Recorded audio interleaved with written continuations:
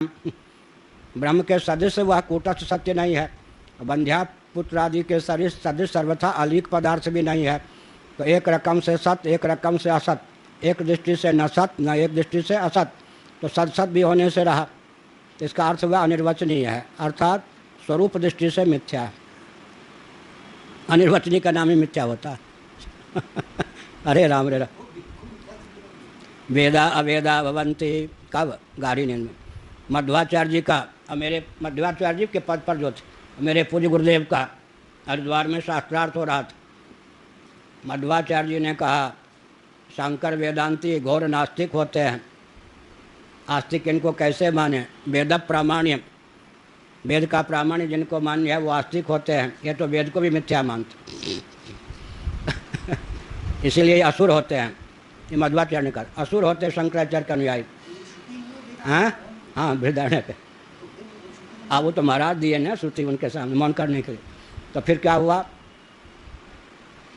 हुआ? ये नास्तिक क्यों हैं? क्योंकि वेद को प्रमाण मानने वाला आस्तिक, हम जिसको प्रमाण मानते हैं उसको मिथ्या कहेंगे। मिथ्या कहेंगे तो प्रमाण होगा। तो पूज्य गुरुदेव ने कहा कि मुझसे शंकराचार्य के ऊपर दोष क्यों मरते हो? श्रुति पे मर दो, वेदा जो वेदा भवन्ति। दूसरी बात है आस्तिकत्व का प्रयोजक कौन है? वेद का प्रामाण्य न मानना ये नास्तिकत्व का प्रयोजक है। आस्तिक कौन है? वेद को प्रमाण मानना। वेद मिथ्या हो या सत्य हो वो तो अवान्तर बात है। हम वेदों को प्रमाण मानते इसलिए आस्तिक है। अब रह गई बात वेद मिथ्या है या सत्य। तो कूटस्थ सत्य नहीं है। वेदा वेदा भवन्ति, श्रुति को लाना दीजिए, वो भग गए खड़म सुर। वेदा अवेदा भवन्ति, वेद अवेद हो जाते हैं। वही कहा मामतीकार बोल रहे भाई परम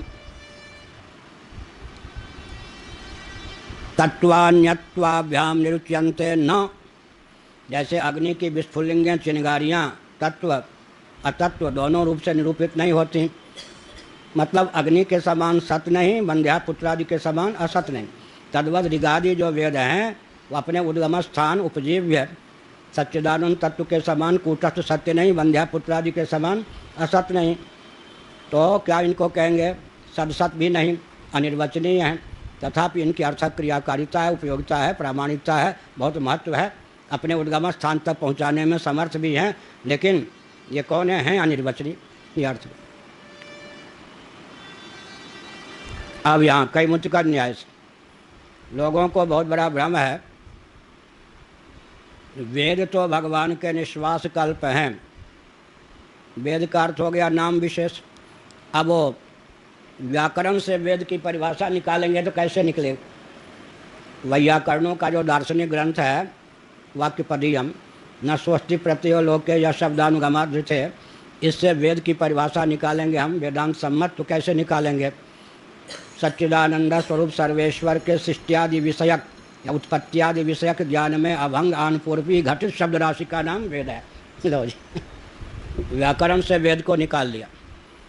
सच्चिदानंद स्वरूप सर्वेश्वर के उत्पत्ति स्थिति समृद्धि निग्रह अनुग्रहादि विषयक ज्ञान में अभंग आनपूर्वी घटित शब्द राशि का नाम वेद है। अब वैयाकरणों के सिद्धांत से अगर हम वेद को परिभाषित करेंगे तो इस प्रकार कर सकते हैं। न स्वस्ति प्रत्ययो लोके या शब्दानुगमाधृते, या जो वैयाकरणों का दर्शन सिद्धांत है, इसी के आधार पर हमारे पूज्य गुरुदेव ने वेद को परिभाषित किया। सच्चिदानंद स्वरूप सर्वेश्वर के उत्पत्ति स्थिति समृद्धि निग्रह अनुग्रहादि विषयक ज्ञान में अनादि सिद्ध ज्ञान में अभंग आनुपूर्वी घटित शब्द राशि का नाम वेद है। यह हुआ। हाँ, अभंग आनुपूर्वी, जिनके आनुपूर्वी पूर्व कल्प के तुल्य ही है, भंग नहीं। अभंग आनुपूर्वी घटित शब्द राशि का नाम वेद है। हाँ, तो कहते हैं कि लोगों को भ्रम क्या है कि नाम शब्द तो नामात्मक होते हैं ना। वेद तो भगवान के निश्वास कल्प हैं। वेद का से उपलक्षित नामक प्रपंच, शब्द प्रपंच जो है वो तो भगवान का, वो वैदिक वेद माने शब्द प्रपंच भगवान के निश्वास भूत हैं। अर्थ प्रपंच तो भगवान का निश्वास भूत नहीं है। यह भ्रम है। तो शंकराचार्य जी ने भाष्य में लिखा कि कैमुतिक न्याय से अर्थ प्रपंच भी भगवान का निश्वास कल्प ही सिद्ध होता है। तो दोनों ही अपौर से हो गए एक प्रकार से। अब यहाँ कई मुचकर न्याय से भगवान शंकराचार्य जी ने जो भाष्य में लिखा उसको भामतीकार अपने शब्दों में ख्यापित करते। हाँ हाँ, अब भगवान विष्णु को मान लीजिए, निर्गुण निराकार के श्वास होंगे या सगुण निराकार के या सगुण साकार के।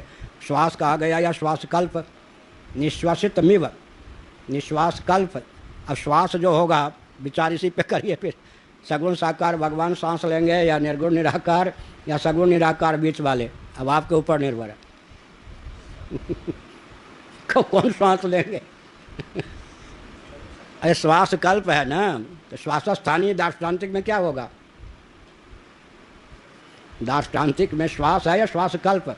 निश्वासित मिव, इव, इव का अर्थ क्या हुआ? श्वास ही नहीं ना। तो श्वास जो दृष्टांत में है दार्ष्टान्तिक में जाके क्या हो जाएगा? माया हाँ, और नहीं तो माया के स्थान पर प्रणव। एक और तथ्य, बहुत से तथ्य, समय है अभी। हम देवताधिकरणम में ब्रह्म, ये भी कह दें, बहुत अच्छा है, व्याकरणों के लिए बहुत अच्छा। देवताधिकरणम के भाष्य की टीका में भामतीकार ने प्रश्न उठाया कि वेद माने नाम शब्द राशि ये भगवान निमित्त कारण है या उपादान कारण? तो वहाँ पर वेद शब्दे एवादो पृथक संस्थाश्च निर्ममे मनुस्मृति 1:21 असाभूरिति व्याहरण भूमि असृजत, उसने भू इस वैदिक शब्द का उच्चारण किया, पृथ्वी को बना दिया। भू इस वैदिक शब्द का उच्चारण करके उसने परमात्मा ने पृथ्वी को बना दी। तो भामतीकार ने वहाँ पर कहा कि परमात्मा को, भगवान को, सच्चिदानंद स्वरूप सर्वेश्वर को वेदों का निमित्त कारण मानेंगे या उपादान कारण? भू शब्द का उच्चारण किया, उससे पृथ्वी बन गई, वहाँ का निमित्त कारण। यहाँ से ध्वनित होता है उपादान कारण, क्योंकि अग्नि विस्फुलिंग में कौन सा दृष्टांत? निमित्त नैमित्तिक भाव होगा, उपादान उपादेय भाव होगा। उपादान उपादेय भाव, अग्नि की चिंगारी, अग्नि ज्वाला जो है सामान्य, वो क्या है? उपादान है या निमित्त है? विस्फुलिंग के।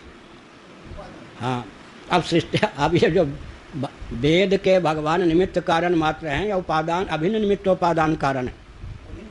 हाँ, तो वेद का उपादान कौन हो गए? भगवान। लेकिन उसमें श्वास कौन हो गया? मूल बात तो इनके ही है, श्वास इनको पकड़ाइए। श्वास हो गया उपादान, तो माया दूषित ब्रह्म को है। मायोपाधिक चित धातु जो है वो शब्द ब्रह्मात्मक वेद का अभिन्न निमित्तोपादान कारण हुआ, यही ना।